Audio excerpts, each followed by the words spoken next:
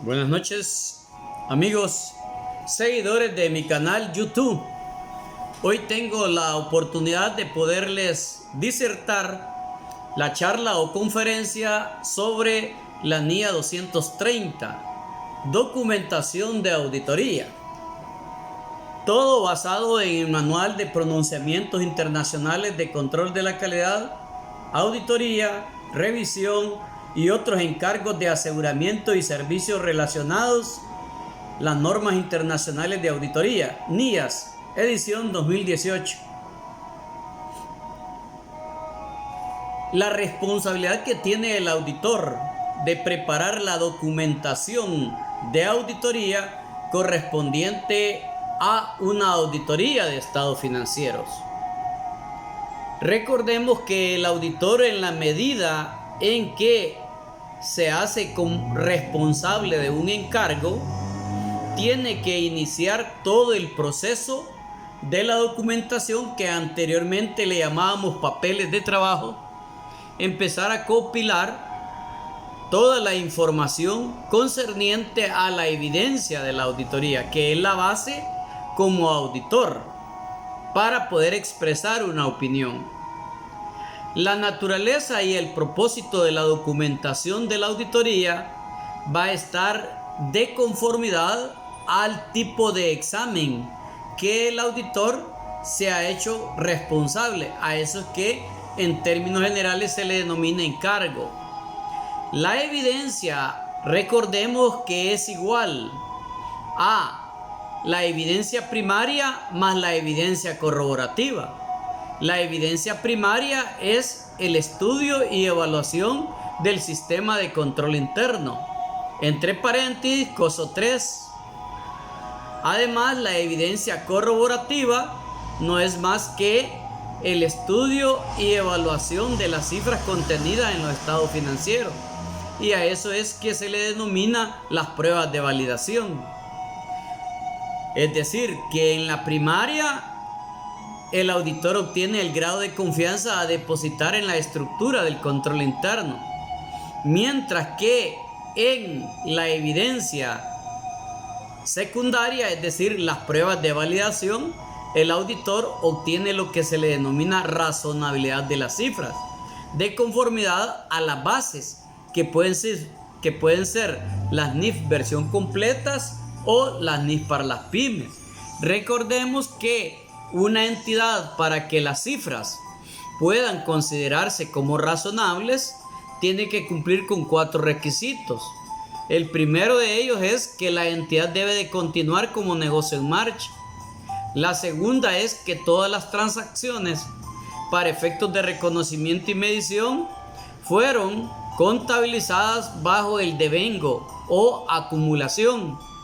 Y el tercer elemento es que la información procesada y presentada en los estados financieros debe de cumplir lo que se le denomina la materialidad o la importancia relativa para efectos de la toma de decisiones. Y la cuarta última es lo que se le denomina la compensación. Nadie puede compensar un activo con un pasivo a nivel de cifras o cantidades, a excepción que la norma contable o la norma jurídica se lo permite. Caso contrario, no lo pueden hacer, y a eso es lo que se le llaman razonabilidad en las cifras, siempre y cuando el auditor las haya examinado. Otra cosa bien importante es que el auditor tuvo que dejar evidencia de la auditoría, que se planificó y se ejecutó de conformidad a normas internacionales de auditoría. Recordemos la norma internacional 300, que se denomina la planificación de la auditoría en un estudio financiero o en una auditoría financiera. El auditor debe dejar evidencia en la planificación. Les doy 5 tips o 7 tips de que debe de contener el memorándum estratégico de planificación de la auditoría. 1. El objetivo de la auditoría financiera, en este caso. 2. Las áreas que se le llaman CAN, cuestiones claves de auditoría. 3. Las áreas de importancia relativa. 4. Las áreas que el auditor en su estudio preliminar le denominó áreas de alto riesgo. 4.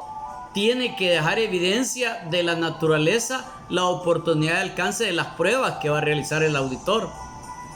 Siguiente, también el auditor debe de elaborar un cronograma de trabajo que describa en forma estratégica cómo el auditor va a llevar o va a conllevar la realización de su examen, y todo a nivel del riesgo de auditoría.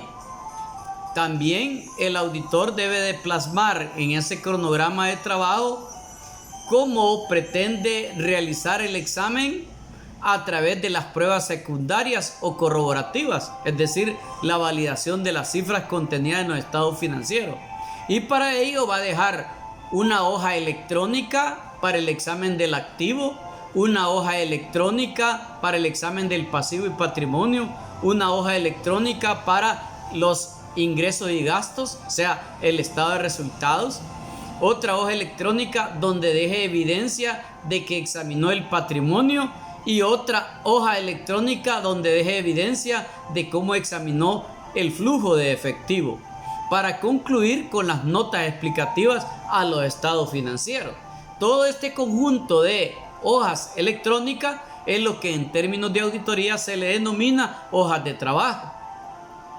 El auditor, cuando finaliza su examen, está listo, y a eso se le llama base razonable para poder expresar una opinión. Recordemos que la compilación del archivo final de la auditoría debe de contener programas de auditoría, análisis que el auditor realizó y cualquier resumen de cuestiones significativas que a la hora de haber realizado el examen al auditor le llama la atención, y debe dejar copias donde se discutieron con el cliente. A todo esto se le llama documentación de auditoría. Un recordatorio: en la documentación de auditoría el auditor debe dejar evidencia de al menos 5 cosas. 1. Que planificó la auditoría. 2. El programa de auditoría. 3. El método que utilizó para examinar los riesgos de auditoría. 4. El documento de auditoría donde plasme el examen de los atributos. Y 5. La cédula de hallazgos de auditoría. En conclusión, a eso hoy se le denomina documentación de auditoría en base a NIAS 230. Cultura financiera. Te saludo, el licenciado Eduardo Edmundo Blanco, director de auditoría de Blanco CEPROF, SADCB y BHY Auditores y Consultores. Si te gustó, aprieta la campanita y suscríbete, y vas a tener derecho a todos mis videos. Gracias, cuídense mucho y feliz Navidad.